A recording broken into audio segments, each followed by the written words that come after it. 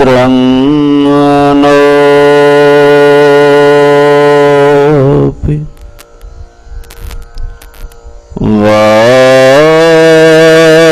वातवः मनाः।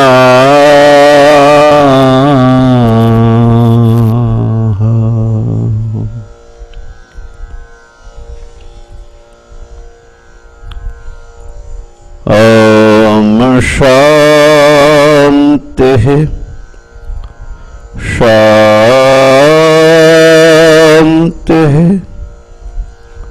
शान्तिः।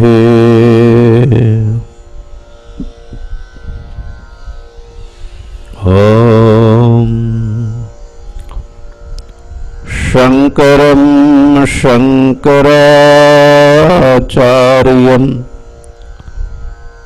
केशवं बादरायणम् सूत्रभाष्यकृतौ वन्दे भगवन्तौ पुनः पुनः। ईश्वरो गुरुरात्मेति मूर्तिभेद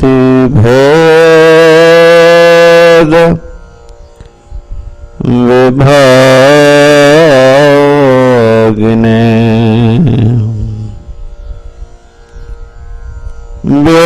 व्योमावद् व्याप्तदेहाय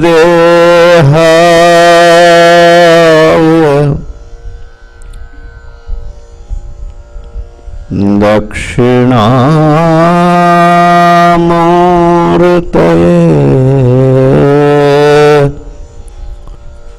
नमः।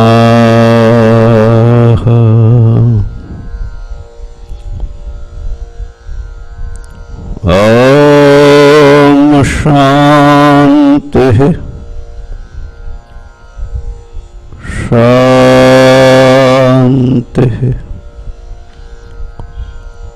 शान्तिः।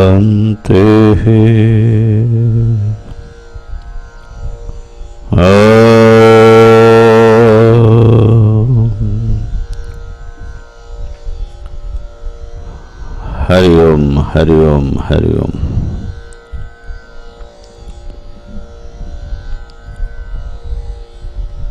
विवेक चूड़ामणि में आत्मा और अनात्मा का विवेक प्रकरण पर हम लोग विचार कर रहे हैं और यहाँ पर एक बड़े ही महत्वपूर्ण विवेचन उपस्थित हुआ। भगवान भाष्यकार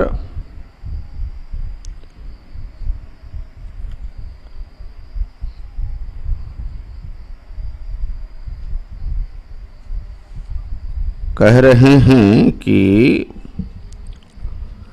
आत्मा तो सदा आनंद स्वरूप है, कभी भी उसमें उसके स्वरूप में, आत्मा के स्वरूप में दुख नहीं है। हाँ,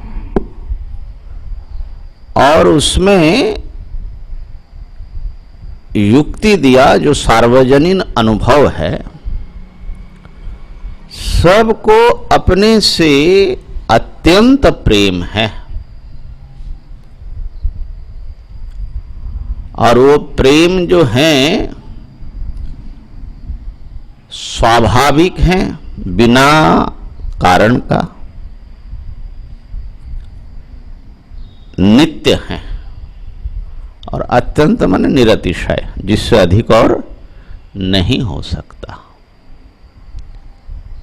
प्रत्येक व्यक्ति अपने से अकारण प्रेम करता है, सदा प्रेम करता है और सबसे अधिक प्रेम करता है। ये बात पिछले विचारों से हम लोगों ने समझा।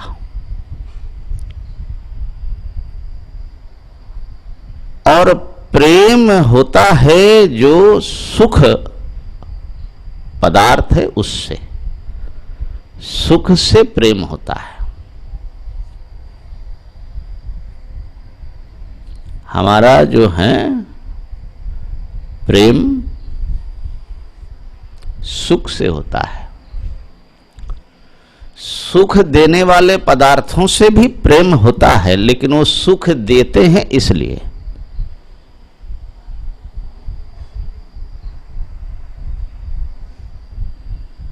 दोनों में फर्क समझ में आ रहा है? सुख से प्रेम होता है, सुख देने वाले वस्तु या व्यक्ति से भी प्रेम होता है। तो दोनों में जो प्रेम है उसमें फर्क क्या है?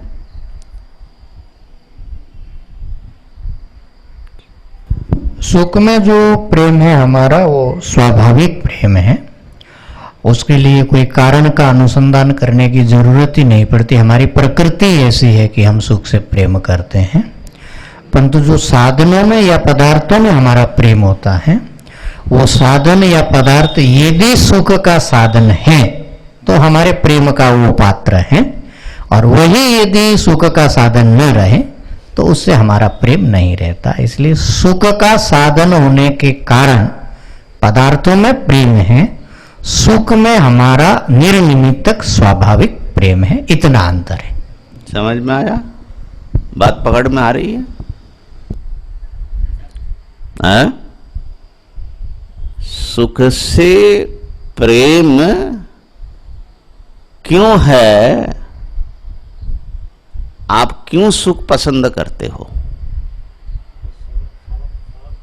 इसका कोई उत्तर आपके पास नहीं होगा। सुख से प्रेम करते हैं, सुख चाहते हैं सब लोग, उसका उत्तर नहीं है। लेकिन फलाने से क्यों प्रेम करते हो, उसका कारण होगा। यहां पर हम लोगों ने एक विचार किया था, फल अच्छा रुपये अच्छा की बात। कुछ याद है? याद है? सुनाएंगे थोड़ा? हाँ, घुमा फिरा देखे कितना आपकी माने याददाश्त कितना तेज है।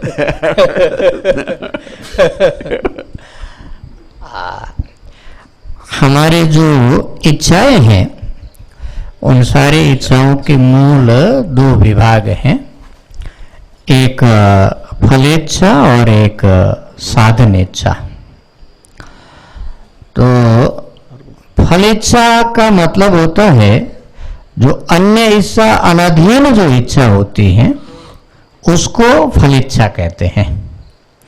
जैसे हमारी जो सुख प्राप्त करने की इच्छा है या सुख की जो चाह है, ये अन्य किसी इच्छा के अधीन इच्छा नहीं है, ये स्वाभाविक इच्छा है हमारे भीतर या प्रत्येक प्राणी मात्र के भीतर। इसलिए जो सुख की इच्छा है या जो सुख की चाह है, इसको फलेच्छा कहा जाएगा। और दूसरे जो सुख के साधनों की जो इच्छा है वो अन्य इच्छा के अधीन इच्छा है। हमको यदि सुख की इच्छा होगी तभी सुख के साधनों को प्राप्त करने की इच्छा होगी।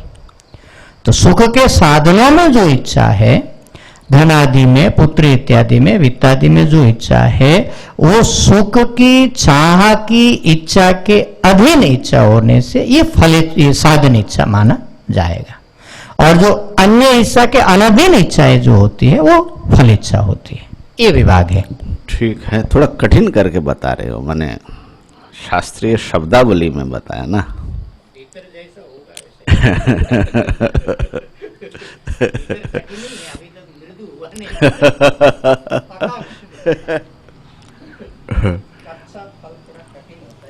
हमारे मन में इच्छाओं का अंबार लगा हुआ है। प्रत्येक अन्य प्राणी को तो छोड़ दो, उनका तो खाने पीने की इच्छा है, लेकिन मनुष्य में तो प्रतिदिन कितनी प्रकार की इच्छाएं, माने ये चाहिए वो नहीं चाहिए, दोनों ही एक प्रकार इच्छा का रूप है। तो इन इच्छाओं को आचार्यों ने विश्लेषण करके दो भाग में बांट दिया। पहचानने के लिए बहुत बढ़िया है, इसको जीवन के आप एक गाइड बना सकते हो। ऐसे भी जो विचार अभी चल रहा है, जिसमें ये कहा जाएगा कि सुख आत्मा में है, बाहर तो खाली सुखाभास है, इस बात को अपने दिल में अगर आपने ठीक से बैठाया, माने प्रवचन के निमित्त एक अलग चीज है, स्वयं को अगर विश्वास हो जाए, कन्विंस्ड हो जाए, आपका दिल अगर कहे कि बात तो बिल्कुल यही ठीक है, तो बहुत बड़ा काम, आपके जीवन का बहुत बड़ा काम हो जाएगा।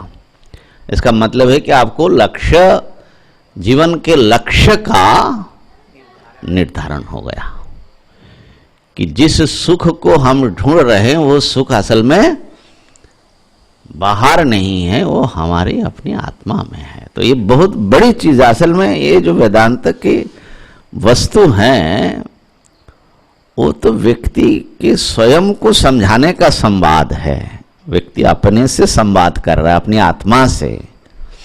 तो हमारी जितनी इच्छाएं हैं उसको दो भाग में बांटा गया, फलेच्छा और उपायच्छा। उपायच्छा जो है असंख्य प्रकार के हैं और फलेच्छा एक ही प्रकार के, एक श्रेणी में आता है। अब जैसे मान लीजिए किसी एक व्यक्ति के हिसाब से विचार करें, एक युवा है, तरुण है, तो वो एक नौकरी की तलाश में है, नौकरी की इच्छा रख रहा है, बड़ा कसम कस में लगा हुआ है। तो ये जो नौकरी की इच्छा है, ये इच्छा उपायच्छा कहलाती है। क्यों? उपायच्छा का स्वरूप क्या है? वो नौकरी क्यों चाहता है? कोई ना कोई वजह होगा तभी नौकरी की इच्छा वो करता है। तो जिसमें जिस इच्छा के विषय, नौकरी की इच्छा का विषय क्या है? नौकरी की इच्छा कहां है? आप में, उस युवा में। उस इच्छा का विषय क्या है?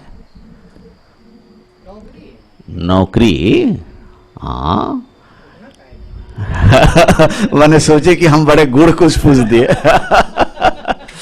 भाई, ज्ञान इच्छा कृति सविषयक होता है। अब ये थोड़ा मैं शास्त्रीय भाषा बोल रहा हूं। आपको ज्ञान है, अरे भाई किसका ज्ञान है? माने उसका विषय, सब्जेक्ट बताओ। ज्ञान हमेशा, आपको ज्ञान है बोले और किसी चीज का ज्ञान नहीं है, ऐसा तो होगा नहीं। ज्ञान होगा तो किसी ना किसी विषय का ही ज्ञान होगा ना। ऐसे ही मुझे इच्छा हुई, किसकी इच्छा हुई? बोले किसी की भी नहीं, तो वैसे कोई इच्छा होगी क्या? तो इच्छा हमेशा सविषयक होती है, ज्ञान भी सविषयक होता है। बल्कि कृति, जो प्रयत्न या चेष्टा है, वो भी सविषयक होता है ना। तो ये मुक्तावली आदि में आया होगा, ध्यान नहीं दिए होंगे। मुक्तावली के एकदम अंतिम प्रकरण है ही है, उसमें ज्ञान इच्छा कृति सब सविषयक है। तो नौकरी की इच्छा हुई तो उस इच्छा का विषय माने वो चाहता क्या है? नौकरी। क्यों चाहता है नौकरी? प्रश्न हुआ, भाई नौकरी क्यों करना चाहते हो? 10 से 5 या आजकल तो बड़ी लंबी लंबी पूरा दिन रात तक माने घर में भी काम करते रहना पड़ता है। इतने जो है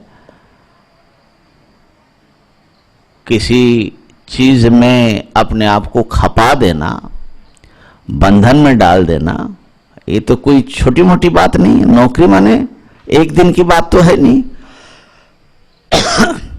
तो ये तो बड़ा दुखदाई है। नौकरी चाहते क्यों हो? हमको याद है कि हम जो है 1.5-2 साल में परेशान हो गए। नौकरी तो क्या कहे उसको, वो जो पढ़ाया था ना दक्षिणामूर्ति में आचार्य करने के बाद हमको उसी में विभाग में, वेदांत विभाग में, क्योंकि जो गुरुजी थे सत्यानंद जी, वो जो है बोला उपराम हो गए, अब चले आए उत्तरकाशी। तो हमको रेकमेंड किया। हमारी भी इच्छा थी, पढ़ाने की तो इच्छा हमको हमेशा से रही।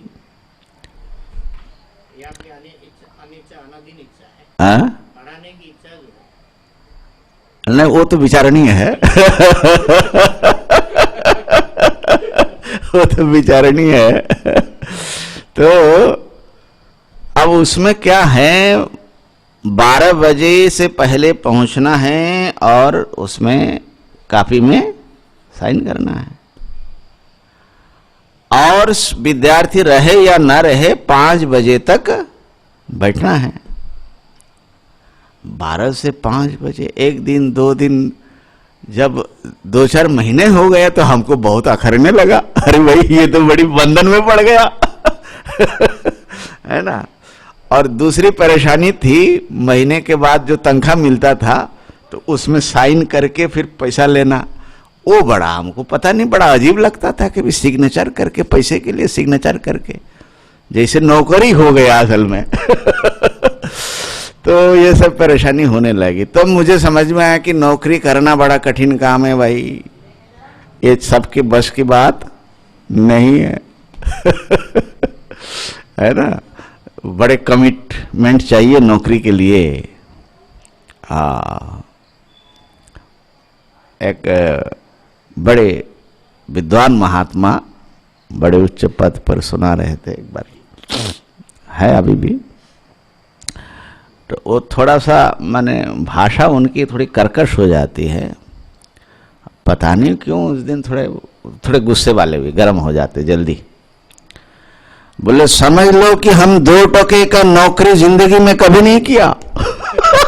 अरे भाई सब बैठे हुए हैं नौकरी पेशा वाले, उनके सामने ऐसा। और फिर कुछ सोच करके बोले पूर्व जन्म में भी नहीं किया, उस जन्म में भी सन्यासी था। बोले समझ लो उससे पहले भी नहीं किया। अरे बाप रे, माने 2 टके की नौकरी। तो जो भी हो, कहीं ना कहीं नौकर बनना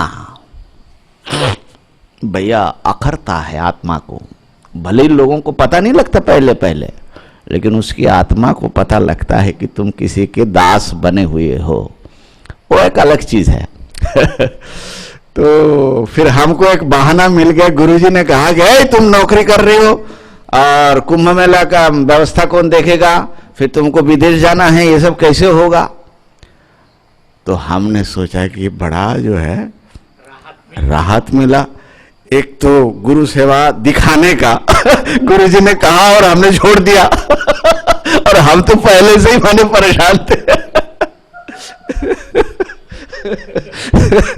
तो जो भी हो उससे जो है छुटकारा मिले, लेकिन ये भगवान की नौकरी तो चली रही है और उसमें आनंद भी है, उसमें हमको कोई बंधन नहीं लगता है। आप सब जो जिज्ञासु हैं तो परमात्मा के रूप है। तो नौकरी क्यों चाहते हो? क्या नौकरी के लिए नौकरी तुम्हारी इच्छा का विषय बन रहा है, तुम्हारी चाह? बोले नहीं महाराज, हमको धन की जरूरत है। तो धन की जरूरत आपके मन में पहले आएगी, धन की इच्छा, धन की आकांक्षा। फिर धन किससे मिले तो उसके उपाय के रूप में आपने नौकरी को देखा, तब नौकरी की इच्छा हुई। ठीक है ना? तो नौकरी की इच्छा क्या हो जाएगी? उपाय, माने वो जो नौकरी है वो धन प्राप्ति का उपाय है, उसकी इच्छा है, और धन जो है उस नौकरी का फल के रूप में आपके सामने रहेगा। ठीक हो गया ना? लेकिन यहां पर भी विचार कंप्लीट नहीं हुआ। अच्छा, धन की इच्छा क्यों करते हो? अच्छा, इसमें एक बात और देख लो, अगर मान लो आपको बिना नौकरी से धन मिल गया तो नौकर बनोगे? नहीं, क्योंकि फल जब मिल गया, जब तक फल चाहिए, फल के उपाय के रूप में ही उसकी जरूरत है।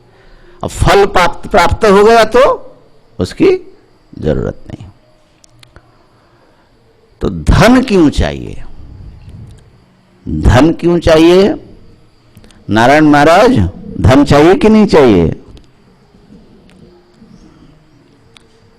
चलो, तुम्हारी हंसी ने सब बता दिया। ठीक बात है, झूठ नहीं बोला। नहीं चाहिए बोलना जो है झूठ होता। तो धन, संपत्ति, वैभव जो है ना, वो स्वाभाविक है, सबके मन में होता ही है। लेकिन क्यों चाहते हैं हम? क्यों चाहते हैं? क्या धन के लिए धन चाहते हैं? नहीं, धन से हम समझते हैं कि सुख, सुविधा, सम्मान के बहुत कुछ हम सामग्री एकत्र कर सकते हैं, इसके लिए। तो धन इसलिए चाहते हैं कि हमको एक बहुत बड़ी कार खरीदने को मिल जाए। उस दिन कोई सज्जन बता रहे थे ना घाट पर, अरे भाई हमारे पास 10 लाख का क्या है, गाड़ी है, ऑडी नहीं है, हमको ऑडी लेना है। हाँ, बड़े बड़े महात्मा सब ऑडी में, BMW में और किस में घूमते हैं, हमको कोई परवाह नहीं करते, हमको बड़का गाड़ी लेना है। तो उनको तो उसके लिए धन चाहिए। तो धन जो है, बड़ी गाड़ी चाहिए, बड़ा आश्रम चाहिए, इन सब जो चीजें हैं उसके संग्रह करने के लिए धन की जरूरत है। अगर धन से ये सब न हो तो धन के पीछे कौन पड़ेगा, काहे पड़ेगा? ठीक है ना? तो धन भी क्या हुआ? वो उपाय हैं आपके सुख सुविधा के संग्रह करने के लिए, उपकरणों का संग्रह करने के लिए। अब मान लो कोई गृहस्थ है तो उसको परिवार पालना है, आदि आदि। तो धन हो गया उपाय इच्छा, और गाड़ी, बाड़ी और परिवार आदि का प्रतिपालन और जीविका का निर्वाह आदि सब उसका फल है धन से, कि भाई हमको धन मिलेगा तो हम सिक्योर्ड हो जाएंगे, है ना? माने हमको जो है जब तक खान पान का सब सुव्यवस्था हो जाएगी। तो वो चीज है हमारा उद्देश्य, फल। धन तो उसका एक साधन मात्र हुआ ना। तो धनेच्छा भी क्या हो जाएगा? उपाय इच्छा। ठीक है ना?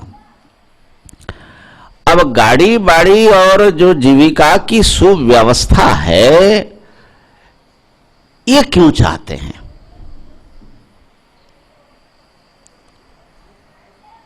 क्या वो जो है उसी के लिए उसको चाहते हैं? आपके पास गाड़ी हो और कोई देखने वाला ना हो, कोई आपकी जो है इतना बड़े गाड़ी ले लिया फिर भी कोई आपकी प्रशंसा ना करता हो, आपको सम्मान ना देता हो, तो उस गाड़ी के पीछे पड़े रहोगे आप? तो उसका, उस गाड़ी से कुछ ऐसी चीजें आपको मिल रही है, या पत्नी से, पुत्र से, परिवार से, घर से, आपको इसको सिलसिले को आप देखो कि आपके असल में आप चाहते क्या हो। हम लोग अपनी इच्छाओं का ठीक से विश्लेषण नहीं करते, निरीक्षण नहीं करते, तो अंततः जाकर के आपके सामने ये आएगी कि हमको किसी प्रकार कोई कष्ट न हो और मैं सुख से रहूं, दुख रहित सुख, ये हमारा अंतिम लक्ष्य है, माने वो असली फल है। दुख क्यों नहीं चाहते हो? सुख क्यों चाहते हो, किसके लिए? वो किसी और के लिए नहीं चाहते। ध्यान में आ रही है बात? तो सुख आप क्यों चाहते हो? किसी और पदार्थ की प्राप्ति के लिए नहीं। तो सुख है असली फल, जो किसी का उपाय नहीं है, और दुख की निवृत्ति वो असली फल है। बल्कि वेदांतियों ने विचार करके बताया, दुख निवृत्ति भी हम इसलिए चाहते कि हमको सुख प्राप्ति हो जाए, क्योंकि दुख आने से सुख ढक जाता है ना। तो दुख निवृत्ति भी अंततः उपाइच्छा है। तो अंततः हमें सुख जो है सबको चाहिए, वही है फल इच्छा। और सारा जो इच्छाओं का विस्तार है ना, वो एक इच्छा के उपायों के रूप में ये सारा फैला हुआ है आपका संसार। तो सुख आपको चाहिए ना, तो आप क्या समझते हो सुख किससे मिलेगा, कहां मिलेगा? ये प्रश्न आ गया। क्या संसार से मिलेगा, वस्तुओं से मिलेगा, दूसरे व्यक्तियों से मिलेगा? जिससे आप समझते हो कि इससे सुख मिलेगा, उससे आप प्रेम करते हो। असली प्रेम आपका किसमें है? सुख में।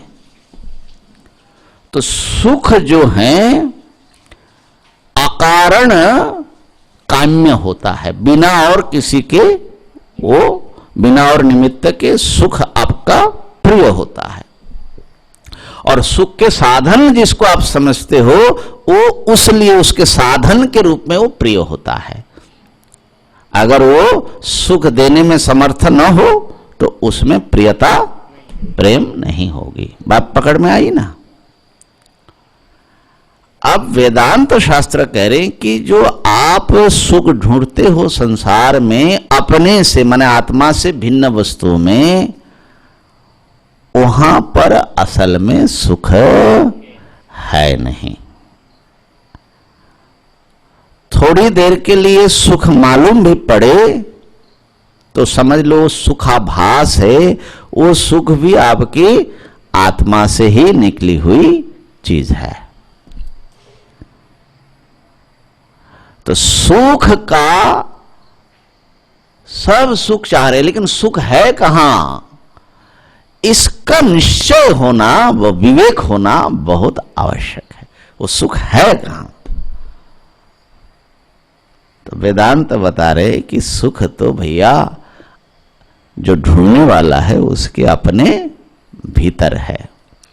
उस दिन स्वामी महाराज बता रहे थे कि वो कस्तूरी मृग जो हैं, अपने ही नाभि में उसके कस्तूरी रखा है और सारे जंगल ढूंढता फिर रहा है। इस बात का विवेचन, माने शास्त्र में तो हमने सुना है, देखो श्रवण होना और चीज है। हमने सुना कि हमारे आत्मा में सुख है, लेकिन समझा क्या? ये समझने का नाम है मनन। इसीलिए विचार आवश्यक है। खाली सुनने मात्र से एक विश्वास होगा, लेकिन वो विश्वास बहुत कारगर नहीं होगा, क्योंकि आपका विपरीत विश्वास है ना, संसार में सुख बैठा हुआ है। तो इसलिए सुख अपनी आत्मा में है, सुनने में बड़ा अजीब लगता है ना, कि आत्मा में सुख है। लेकिन जैसे सुख में हमारा प्रेम स्वाभाविक है, इसी प्रकार अपनी आत्मा में भी हमारा प्रेम, ये विचार करके दिखाया। तो इसका मतलब है कि आत्मा यदि सुख रूप न हो करके दुख रूप होगा या और कोई रूप होगा, तो स्वाभाविक प्रेम कैसे होगा उसमें?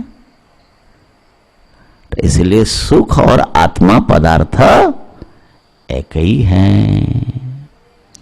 दूसरी बात है, विषयों में जो सुख है वो तो उतने गूढ़ विचार न करने में भी प्रतीत होता है कि उसमें से जो सुख आता है थोड़ी देर के लिए आता है, फिर गायब होता है, माने अनित्य है। सुख जो है, विषय सुख क्षणिक है। ये तो थोड़े से ध्यान मात्र देने से ही, सजगता से ही समझ में आ जाती हैं। और विषय सुख के लिए जितना हमको गुलामी करनी पड़ती है, कष्ट उठाना पड़ता है, उसका तो कोई सीमा नहीं है। विषय सुख प्राप्त करने के लिए कितना दुख उसके साथ जुड़ा रहता है, दुख मिश्रित सुख है ना। आज तक विषयों से कोई भी निर्विघ्न सुख प्राप्त किया और स्थायी सुख प्राप्त किया? कितना भी सुख सुविधा संपन्न हो, मान लो अरबपति हैं या बहुत बड़े माने पद पर बैठे हुए, क्या उनको जो है निर्बाध सुख की प्राप्ति हो गई? अब हमारे देश में शायद एक नंबर के धनिक व्यक्ति अंबानी परिवार है ना, कई वर्षों से उनका, हाँ, लेकिन जैसे धीरू भाई गए थे, दोनों भाई कैसे लड़ना शुरू किए थे और वो बड़ा प्रसिद्ध है। तो सुख कहाँ, लड़ाई झगड़ा है ना, तो सुख की तलाश में ही न करता है। माने समस्या तो सब जगह है। मेरे कहने का मतलब संसार में आपको बिना दुख का सुख मिले, बल्कि स्वर्ग में भी नहीं है। आपके सांख्य कारिका में आया ना, सही अविशुद्धि क्षयातिशय युक्त। विचार करने पर इंद्र आदि का जो सुख है उसको भी डर लगा रहता है, कब महाराज राक्षस लोग आक्रमण कर दे। कई बार तो भगा ही दिया पीट पाट करके स्वर्ग से ही, है ना। और वहां भी पॉलिटिक्स बड़ी चलती है। कोई ऋषि मुनि सुनते तब करने लगते थे, इंद्र की बड़ी, सबसे पहले उन्हीं को परेशानी होती है कि ये तो हमारा पद लेने के लिए तो नहीं कर रहा है। तो कहने का अर्थ ये है, जब भी किसी वस्तु से बाहर से आपको सुख की आशा रखोगे तो उसकी गुलामी तो आपको करनी पड़ेगी, उसके अधीन तो आपको होना पड़ेगा। इसलिए आप स्वाधीन सुख प्राप्त नहीं कर सकते, माने जिस सुख के लिए आपको किसी के सामने हाथ जोड़ना ना पड़े। देखिए, जैसे नौकर है और मालिक है, तो नौकरों की सेवा से उनको सुख मिलता है। हालांकि सेवा अलग है और माने तनख्वाह से जो है काम लेना अलग चीज है। तो उसके सुख दुख का, उसके मूड का, ये सब ख्याल रखना पड़ता है। हाँ, तो नौकर तो मालिक का गुलाम है, लेकिन सूक्ष्म रूप से देखो तो मालिक भी उन सब के डिपेंडेंट है ना, तो गुलाम है। वो समझ में नहीं आता, वो सूक्ष्म विवेक से पता लगेगा। तो हम लोग जब देहधारी प्राणी हैं, देह की गुलामी दिन रात करते हैं। अब कितना इसकी गुलामी करनी पड़ती है 24 घंटे। तो जैसे आपको सुख लेना है उसकी गुलामी करनी पड़ेगी। तो इसलिए विषय सुख, विषय से जो सुख है, भगवान ने क्या कहा, ये ही संस्पर्शजा भोगा दुख योनय एवते आद्यंतवन्तः कौन्तेय न तेषु रमते बुधः। जो समझदार है, जो समझदार है वो संस्पर्शजा भोगा, माने इंद्रिय और विषयों के संबंध से जो सुख मिलता है, अच्छा खाने से, अच्छा देखने से, अच्छा स्पर्श से, जो भी आपको सुख मिलता है अनुकूल विषयों से, दुख योनय एवते, वो सुख क्या है, वो बोलते हैं कि दुख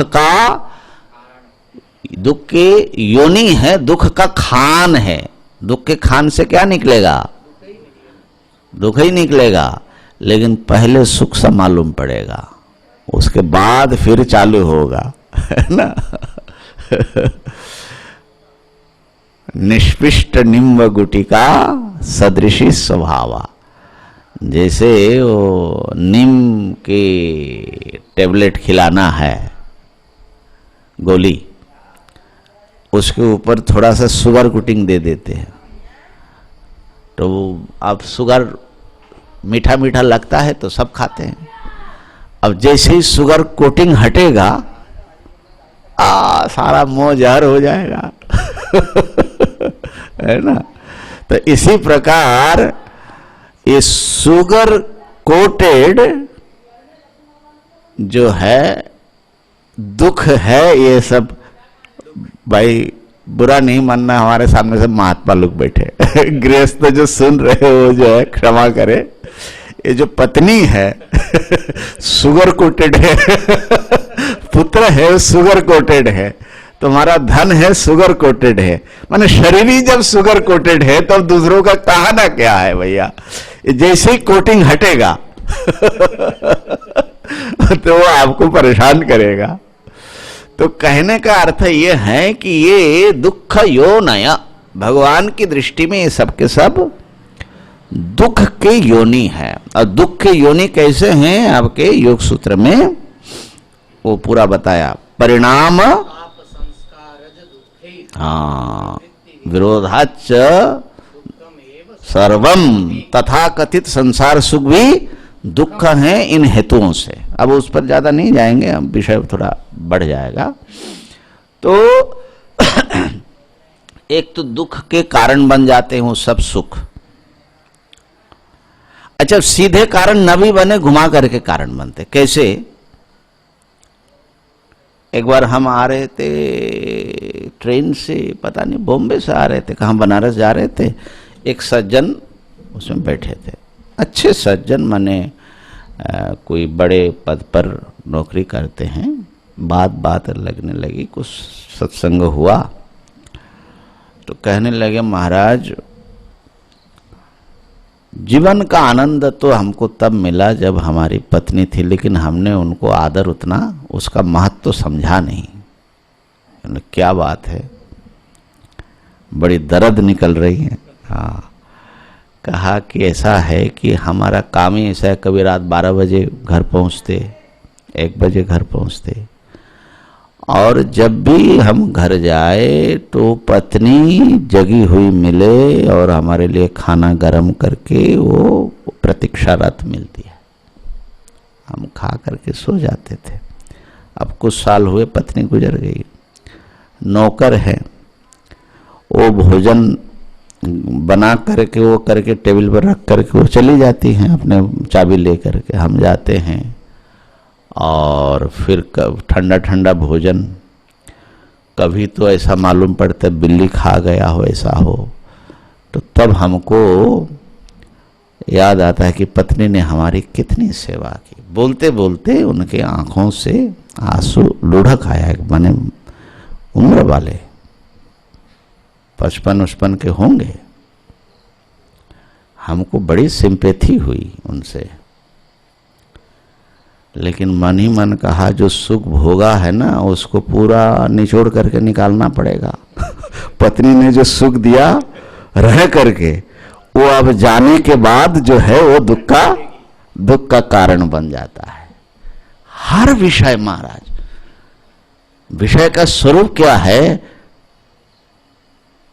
तुलसीदास जी के शब्द में अगर हम कहे, उन्होंने तो सज्जन और दुर्जन की प्रशंसा में लिखा है। क्या है? मिलत एक दारुण दुख देहे, अब विछड़त एक दुख तो दोनों देते हैं महाराज है ना। तो जो आपको सुख दे रहा है वो समझ लो कि वो संत जैसा है, वो आपका अभी आपके सामने है, आपसे उनका संयोग बना हुआ है, आपको सुख मिल रहा है। जैसे ही पीठ फेरेंगे तो उनको याद कर कर आप रोओगे, है ना। और जो दुख देने वाला है वो दुर्जन जैसा है, वो जो है आपका साथ संयोग बना हुआ है तो आप परेशान हो रहे हैं। अब जैसे पीठ फिरेगा और राहत मिलेगा तो ये संसार बड़ा विचित्र चीज है ना। तो एक तो दुख योनय एवते और आद्यंतवंतः है कौन्तेय, ये संसार के जो सुख है आदि और अंत वाला है, माने उसकी एक शुरुआत है और उसका एक अंत है। तो जहां से शुरू किया वहीं पहुंचा देगा। माने सुख आने से पहले आपके पास वो सुख नहीं था, और सुख आया तो आप भूलो मत कि ये जो हमेशा रहेगा। वो घूम करके उसका जब कोर्स पूरा हो जाएगा, वो खत्म हो जाएगा, तो आप जहां थे वहीं खड़े रह गए। संसार का सुख जो है ऐसा है, आद्यंतवंतः। तो दो हेतु दिया, एक तो आदि अंत वाला है सुख, सांसारिक सुख, और एक दुख योनि। इसलिए न तेषु रमते बुधा, जो समझदार हैं, ज्ञानी हैं, वो संसार के सुखों में रमते नहीं हैं, उसमें आसक्त नहीं होते, है ना। और यदि संसार के सुख में रम रहे हैं हम, तो हम बुध भले बहुत पढ़ा लिखा, अपन पढ़ा लिखा होना अलग चीज है और बुध होना, विवेकी होना, ये बिल्कुल अलग चीज है। न तेषु रमते बुधा।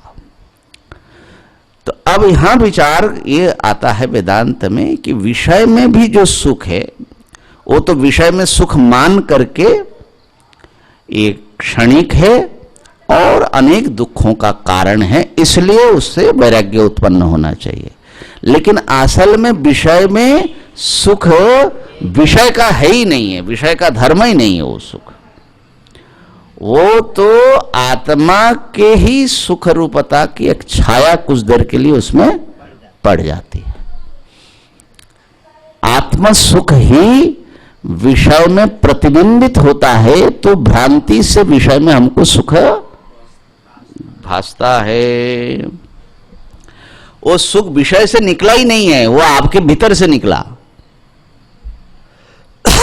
अब इसको बंद कर दिया जाए। संत लोग उदाहरण देते हैं, गुरुजी कई बार हमको ये बात सुनाए कि देखो ऊंट जो है ना वो कांटे खाते हैं ना, कंटीले झाड़ी, और बोलते हैं कि उसको बड़ा, उसमें बड़े आनंद से खाता है। हम जो राजस्थान में गए देखे वो खा रहा है, माने उसको जो है बड़ा आनंद मिलता है। अच्छा, बोलते हैं कि उस कांटे खाने से उसके कुछ जख्म भी होता है, माने उसके कुछ खून भी आता है, तो बड़ा रस मालूम पड़ता है उसको, तो वो समझ रहा है कि कांटे से आ रहा है असल में उसके घायल मसूरों से खून आ रहा है। तो सरसता जो है कांटे में नहीं है उसमें, लेकिन वो समझता है कांटे में। ऐसा ही कुत्ते भी सूखी हड्डी पकड़ करके वो चबाते चबाते अब उसमें से उसको खून का स्वाद लगने लगता है। असल में उसके मुंह घायल, मसूड़े घायल हुए, उसमें से खून निकल रहा है, तो वो समझ रहा है कि उसमें से उसको वस्तु आ रहा है। तो हम लोगों के भी स्थिति ऐसे ही है, विषय समझ लो सूखी हड्डी या कांटे है, और हम उसको चबा रहे हैं, माने इंद्रिय संबंध से बार बार भोग कर रहे हैं, और वो घायल होकर के हो, माने हमारे भीतर से किसी ना किसी रूप में वो सुख झलक रहा है, हम समझ रहे उसका है, बिल्कुल उल्टी दिशा में सुख है। और इसका युक्ति आप ले लीजिए, कई बार हम लोगों ने इस विषय को चर्चा की, क्या सुख जो है किसी विषय के गुणधर्म है? जैसे उदाहरण के लिए किसी को खीर बड़ा पसंद है, मिष्टान्न उसको बड़ा आनंद देता है, तो जैसे ही उसको दिखाई पड़ता है मीठा चीज कि खाने को मिलेगा, तो उसके मणिराम जो है एकदम उछलने लग जाता है, और जब मुंह में डाला, आहा हा हा हा, अनिर्वचनीय आनंद है। और बेचारे शुगर वाले जो है देखते रहते तो अब जैसे मिठास है, मधुरता, मधुरता तो क्षीर में है। वो जो चीनी आपने डाला, गुड़ डाला, जो भी मिठास है उसमें मधुरता तो वस्तु धर्म है, माने खीर में है, खीर का गुण धर्म है। क्या इसी प्रकार सुख भी उस पदार्थ में कहीं ना कहीं मिठास, मिठास जैसा कुछ सुख भी उसमें मिला हुआ है, जो खाने से जैसे मधुरता मीठा लगा जीवा में, ऐसा सुख भी उसमें से निकल करके आया। सुख क्या वस्तु का धर्म है, हम लोग ऐसा समझते हैं। बिना विचार करके, जब तक विचार नहीं करेंगे तब तक ऐसा लगेगा उसी में से सुख निकलता है। तो क्या सुख किसी वस्तु में रह सकता है या रहता है? तो इस बात को समझने के लिए हम कई बार एक उदाहरण देते हैं कि एक कोई बड़े व्यापारी थे, उनको खीर बहुत पसंद था और उनकी पत्नी ने उनके जन्मदिन में बड़े प्रेम से खीर बनाया। उनको मालूम ही है कि उनकी कमजोरी है। तो उस दिन वो घर आया और आ करके पता नहीं कुछ परेशान था, धप से सोफे पर बैठ गए। पंखा चलाओ, पंखा चलाया, पानी ले आया। फिर पत्नी बोले कि बैठिए, आज आपके जन्मदिन है, मुबारक है और आपके लिए खीर बना है। बोले आज मुझे कुछ खाने की इच्छा नहीं है। अरे कैसे नहीं खाएंगे? अब वो आग्रह करने लगी, भाई हमने बड़े मेहनत से, बड़े बहुत अच्छा है, थोड़ा खा करके देखो। बोले ना नहीं खाना है। अब वो जो है ध्यान नहीं दिया उनकी पत्नी ने कि बात इतनी गंभीर है, तो वो तो ले आई और चम्मच से खिलाने लगी और उन्होंने हाथ झटक करके गिरा दिया उसको, ले जाओ, उनको नहीं खाना है। अरे क्या बात है, अब ध्यान आया ये तो ऐसा कभी नहीं करते, क्या बात है, क्या हुआ? अरे भाई आज जो है हमको 50 लाख का घाटा हो गया। अब 50 लाख का घाटा हो गया किसी व्यापारी के लिए, थोड़ा उस ढंग के व्यापारी के लिए बहुत बड़ी बात हो जाएगी। घाटा हो गया, बड़ी दुख की बात है। तो ठीक है, घाटा हुआ, आपको बहुत कष्ट है, तो थोड़ा खीर खा करके थोड़ा आनंद ले लीजिए। परेशानी क्या है इसमें? थोड़ा दुख कम हो जाएगा खीर खाने से। नहीं, वो तो खीर खाने से उसको तो और ज्यादा परेशानी हो रही है। तो वो सुख गया कहां? खीर में जो सुख था उसको, वो सुख कहां गया? अभी भी जब खीर मुंह में डालेंगे तो कितना भी वो नाराज हो, उसको वो मिठाई लगेगा, क्योंकि मधुरता वस्तु धर्म है। लेकिन उस मधुरता से अब उसको सुख क्यों नहीं मिलेगा? अगर उसका प्रॉपर्टी है, ऑब्जेक्टिव प्रॉपर्टी है सुख, तो अभी भी मिलना तो चाहिए। तो इसका मतलब यह है कि सुख का निवास उस खीर में नहीं है। वो सुख तो आपके विशिष्ट मानसिक स्थिति से निकलता है। अब वो खीर जो है वो स्थिति पैदा नहीं कर पा रही है। आपके मन इतना डिस्टर्ब है कि वो मन की उस विशिष्ट परिस्थिति वो खीर उत्पन्न नहीं कर पा रहा है, इसलिए खीर अब सुख का साधन नहीं रहा। तो एक सुख महाराज वही बिल्कुल जैसे कुत्ते के भीतर से वो खून निकला, लेकिन वो समझा कि हड्डी से निकला।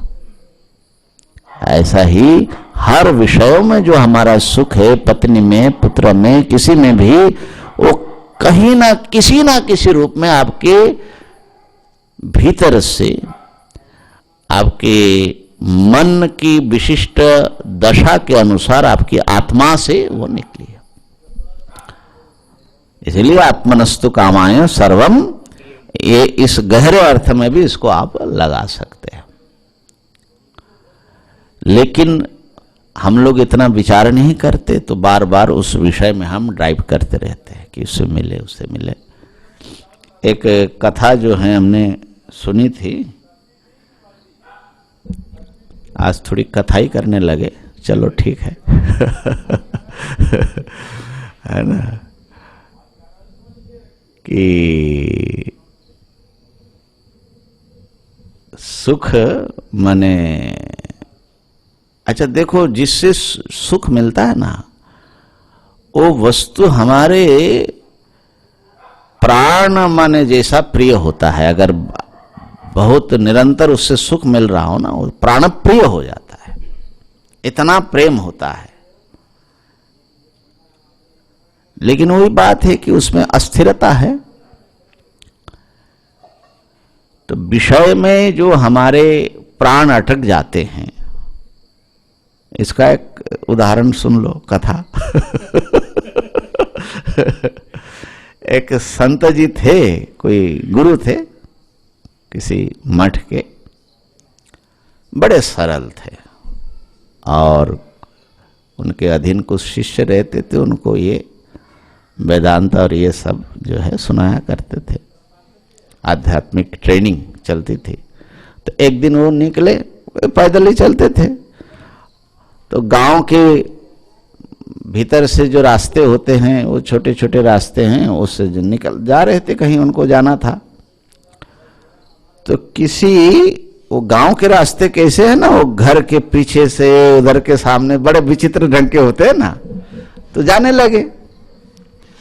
तो उनके कान में, वो घर में पति पत्नी कुछ बात कर रहे हैं, उनके कान में पड़ा जाते जाते। तो पत्नी कह रही है, माने उनके मन में बड़ा प्रेम उमड़ रहा है, तो पति को बड़े, माने क्या बोलते उसको, एकांत संवाद चल रहा था, लेकिन वो उनके कान में पड़ गया। वो उधर से जा रहे थे, दोपहर की बात होगी या कुछ भी होगा, कि आप तो मेरे प्राण हो,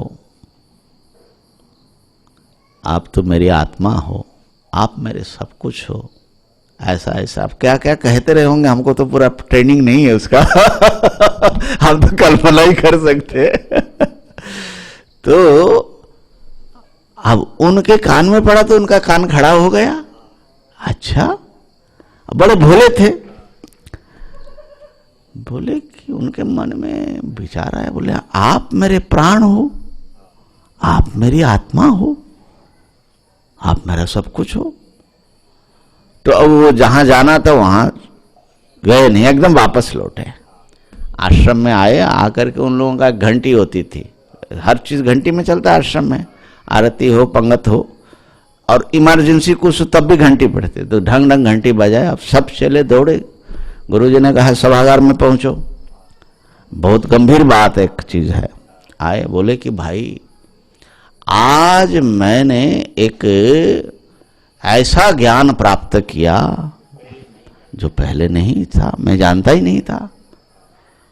बोले क्या गुरुजी? बोले अच्छा बताओ, तुम लोगों का प्राण कहाँ रहता है? बोले गुरुजी प्राण तो सबका शरीर के भीतर ही रहता है। बोला आत्मा कहाँ है? बोले शरीर के भीतर है।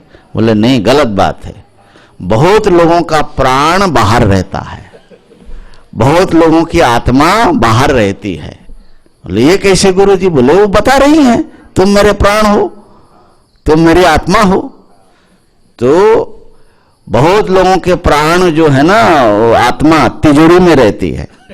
तो आज मुझे पता लगा कि हमारे सबके प्राण जो है भीतर नहीं है, तो तुम लोगों का प्राण किसका कहाँ अटका है ये पता लगाओ। माने वो भी एक साधना की इंक्वायरी है, अपने मन का निरीक्षण करो कि तुम असल में अटके कहाँ हो। तो बोले कि आज मुझे ये दिव्य ज्ञान प्राप्त हुआ कि बहुत लोगों का, बल्कि अधिक लोगों के आत्मा उसके भीतर नहीं रहती है। किसी के आत्मा पत्नी में रहती है, किसी के पति में, किसी के पुत्र में, किसी के मकान में, किसी के पद में, सम्मान में, धन में, अलग अलग जगह पर आत्मा रहती है। बोले गुरुजी ये बात तो गंभीर बात है है ना? ठीक है, हम मनन करेंगे। अब कुछ दिन बीता, अब एक दिन जा रहे हैं तो किसी की डेथ हो गई, अब पत्नी बहुत रो रही है। अब वो गए, वो बड़े भोले थे और बड़े मैंने ऑब्जर्व करने वाले। अरे मैंने वो जो बोल बोल करके रोते हैं, हमारा सब कुछ छिन गया, ये वो खूब रो रहे हैं। उनको बड़ा आश्चर्य हुआ, बहुत रो रहे हैं बहुत रो रहे हैं। अब मैंने बड़े दिनहीन होकर के रो रहे हैं, स्वाभाविक है। अरे इनकी आत्मा मर गई लगता है है ना। तो आए, फिर वहीं से वापस आए, फिर वो जो उनका जाना उधर छूट गया। आए, आकर के घंटी बजाए, ढंग ढंग सब इकट्ठे हो जाओ। बोले भाई आज एक ज्ञान और मिला मुझे, दिव्य ज्ञान। बोले क्या गुरुजी? बोले जिनकी आत्मा बाहर रहती है उनकी आत्मा कभी भी मर सकती है और जब आत्मा मर जाती है तो बहुत रोना पड़ता है। हाँ गुरुजी बात तो ऐसे ही है मैंने विषय सुख का हालत देखी है। तो ये कुछ दिन चला चलो का कोर्स, भाई आत्मा जो बाहर होगा तो मरेगा और मरेगा तो रोना पड़ेगा। तो कुछ दिनों के बाद, महीने के बाद एक बार और कहीं जा रहे थे, तो जा रहे थे, अब कब्रिस्तान के पास से गुजर रहे थे, तो देखा कि एक तरुणी एक कब्र के पास बैठी हुई है, गर्मी है, धूप है, वो तो छत लेकर के जा रहे थे, तो हाँ वो जो है पंखा झल रही है। संत जी ने दूर से देखा तो उनको कुछ समझ में आया, बड़ी दया आई। देखो इसका पति मर गया होगा और कब्र में उसको गर्मी लगे, कष्ट होगा, ऐसा समझ करके वो बेचारी आई और पंखा झल रही। कितना प्रेम है पति से। तो पास गए, जा करके कहा कि मां क्षमा करना, लेकिन तुम्हारा प्रेम देख करके मैं बहुत गदगद हो गया। तुम पति से इतना प्रेम करती हो कि उसको मरने के बाद भी गरम न लगे गर्मी, उसके लिए तुम पंखा झेल रही हो उस धूप में। तो माने वो जहां हम लोगों का तो चिता भस्म हो जाता है, लेकिन जहां कब्र दिया जाता है उस देश की कथा है। ये सुनते हैं कि चीन देश की कथा है। तो जो है स्त्री बहुत शर्मा गई, संकोच में पड़ गई, हाथ जोड़ा, कहा कि संत जी आपसे तो हम झूठ नहीं बोल सकते, हमारा पति गुजर गया, अभी 1 मास पूरा नहीं हुआ, इनका कब्र भी कच्चा है और कुछ दिनों से मेरे पीछे एक लड़का पड़ा है। अब वो कह रहा है कि जल्दी शादी करो। अब मेरी भी इच्छा है कि जिंदगी कैसे बीतेगी, पूरी जिंदगी किसी का सपोर्ट तो चाहिए, लेकिन मैं अगर उनसे शादी कर लूं अभी तो लोग समाज क्या कहेगा। बोले देखो कब्र भी अभी नहीं सूखा, वो कब्र सूखने से, कच्चा कब्र है, अभी शादी कर लिया, तो इसलिए मैं थोड़ा पंखा झेल रही थी कि वो कब्र जल्दी सूख जाए। अब वो संत जी तो कहां क्या सोच रहे थे, उनको तो वो तो आसमान से जमीन पर गिरा, वो तत्काल वापस लौटा आश्रम में, वो काम धाम छोड़ दिया और आकर के घंटी बजाया, ढंग ढंग सब इकट्ठा हो जाओ। सब आए, बोले भाई आज तो एक और दिव्य ज्ञान प्राप्त हुआ। देखिए संसार को ऑब्जर्व करने से सचमुच दिव्य ज्ञान प्राप्त होता है, देखने की एक दृष्टि चाहिए, तब उसमें से जो ज्ञान अनुभव से निकलता है ना। तो कहा कि भाई जिनकी आत्मा बाहर रहती है उनकी आत्मा मरती है, लेकिन उनकी दूसरी आत्मा हो जाती है, माने उनकी आत्मा बदलती रहती है, एक आत्मा से दूसरी आत्मा हो जाती है, दूसरी आत्मा से तीसरी आत्मा हो जाती है है ना। तो संसार के प्रति जो प्रीति है और संसार में जो सुख है वो ऐसे ही बदलने वाली चीज है। तो ये जो एक सुख का झलक उस व्यक्ति में, वस्तु में हमको, अच्छा समय हो गया लगता है ना, हाँ समय तो हो गया, फटाफट एक चीज बता दे। सुख आत्मा में है, वो विषय में क्यों झलकती है? ये भी एक कथा ही है, आज कथा ही हो जाए पूरा। कोई राजकुमारी थी और उनकी बड़ी एक कीमती हार, अनेक प्रकार के हीरों से मंडित, तो स्नान कर रही थी अपने निवृत्त महल में, तो हार खुल करके रखी थी। वहां से कोई बाज पक्षी या कुछ, उनको कुछ चमकीला देखा, खाने की चीज समझा, उसको उठा लिया। उठा करके वो आया अपने पेड़ में, देखा कि खाने की चीज नहीं है, तो वहीं छोड़ दिया। उसके नीचे, वृक्ष के नीचे एक तालाब था। एक पथिक वहां से जा रहा था। जाते जाते उनकी नजर जो है उस पोखरे में पड़ी। देखा कि कोई चीज बड़ी चमक रही है, सूर्य का किरण पड़ा उसमें और बिल्कुल उसका प्रतिबिंब पड़ रहा है हार का। देखा कि ध्यान से, अरे ये तो कोई हीरक हार मालूम पड़ता है। अब वो जो है एकदम तत्काल कूदा उसमें, कूद करके उसने ढूंढा हार मिला नहीं। थोड़ा मायूस हुआ, ऊपर आया। फिर जब वो पानी थोड़ा सा गंदा हो जाता है ना, तो पानी फिर जब थोड़ा सा बैठ गया, फिर दिखता है अरे हार तो वहीं पर है। अब उसने बड़ा ठीक से कूदा, माने एकदम जा करके निशाना मार करके वो हार पकड़ा, लेकिन हार हाथ में नहीं आया, हाथ में कीचड़ आया। बड़ा आश्चर्य हो गया, क्या बात है भाई। फिर ऊपर आया, फिर वेट करता है, देखता है हार वहीं पर है। फिर वो कूदता है हार के लिए। तो हम लोगों की जो कथा है ना, ये पथिक क्या है, हम ही लोग हैं। तो जो हार दिखता है, दिख रहा है विषय में, लेकिन हार वहां पर नहीं है, हार है ऊपर।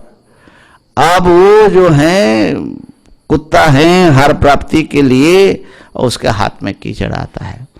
भोग में वो व्यक्ति डाइव देता है, थोड़े से सुख का झलक मिलता है उसको, लेकिन फिर हाथ में उसका कीचड़ रह जाता है। जीवन भर कोशिश किया, इंद्रिया शिथिल हो गई, शरीर जरा जीर्ण हो गया, नाना प्रकार की समस्या उपस्थित हो गई, लेकिन वो जिस सुख को वो हमेशा के लिए चाहता था कि मुझे मिल जाए और मेरी आत्मा तृप्त हो जाए, जीवन भर विषयों को पोखरे में कूदते कूदते भी वो, अच्छा हर बार जो है थोड़ा सा कीचड़ भी आ जाता है। सुख तो मिलता है, लेकिन थकावट और क्लांति जो भी उसके साथ आने वाली चीजें है ना, वो सब आएगा। यादवेंद्र जी एक बार बोल रहे थे कि उनके गुरुस्थान में ये आए थे, जो तबला वादक है ना, क्या जाकिर हुसैन थे ना, है ना। बड़ा बोले बड़ा आनंद है महाराज, 12 बजे तक 1 बजे तक सब उनका चला, सब वाह वाह, और उनका सब बड़ा सुंदर कार्यक्रम। बोले वहां से जब हम अपने कमरे में आए, तो कमरे में आए तो हमका बड़ा अजीब लगा, इतना एक्साइटमेंट, इतना कुछ, अब सब खत्म हो गया और थक भी गया। मैंने वो क्षणिक है, और वो तो आपके पीछे जो है क्लांति छोड़ करके जाता है। तो ये भोग के ये स्वाभाविक साइड इफेक्ट है ना। तो इस प्रकार से तो वो सुबह से लेकर के शाम होने को आया, और वो कुत्ता है, क्योंकि वो विचार नहीं करता। हार वहां है तो क्यों नहीं मिलता, वो विचार नहीं करता है, वो बिल्कुल कोई और ना ले ले। तब तक एक दूसरा पथिक आया। अब दूसरा पथिक आया तो पहले का टेंशन बढ़ गया, उसने भी देखा ये भाई कुदाकुद क्यों कर रहा है देखा क्या रे, ये जो है वहां हार के लिए कूदा। तो अच्छा कूदा, लेकिन कूद करके गया, उसको मिल गया होगा? नहीं, उसको तो कुछ मिला नहीं। तो विचारने लगा ये तो बार बार कूदाकूद कर रहा है, सुबह से ही कूदाकूद कर रहा है, बुढ़ापा आ गई उसके कूदाकूद जो है मिल क्यों नहीं रहा है। अचानक उसके कुछ क्लिक किया, उसने कहा, सोचा कि वहां अगर हार होता तो जरूर मिल जाता, वहां नहीं है, वहां दिख रहा है।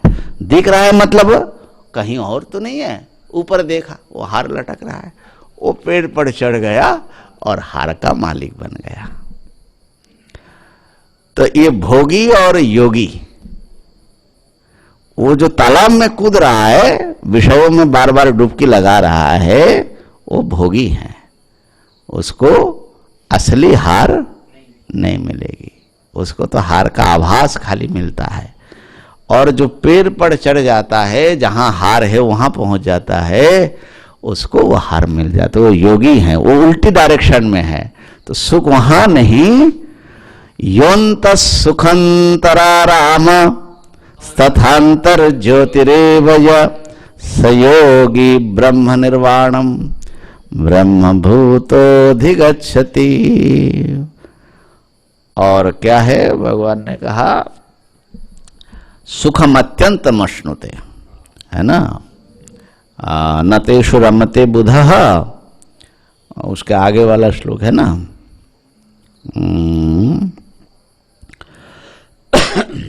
बाह्य स्पर्शे स्वसक्तात्मा विन्दत्यात्मनि यत् सुखम स ब्रह्म योग युक्तात्मा सुखमक्षयमश्नुते। अक्षयम सुखम, बाह्य स्पर्शों को, बाह्य सुख को उपेक्षा करके, असक्त हो करके जो अपनी आत्मा में डुबकी लगाता है, उसको अक्षय नित्य सुख की प्राप्ति होती है। ओम पूर्णमदः पूर्णमिदं पूर्णात् पूर्णमुदच्यते पूर्णस्य पूर्णमादाय पूर्णमेवावशिष्यते। ओम शांतिः शांतिः शांतिः। शंकरं शंकराचार्यं केशवं बादरायणं सूत्रभाष्यकृतौ वन्दे भगवन्तौ पुनः पुनः। ईश्वरो गुरुरात्मेति मूर्तिभेद विभागिने व्योमवद्व्याप्तदेहाय दक्षिणामूर्तये नमः। ओम शांति शांति शांति।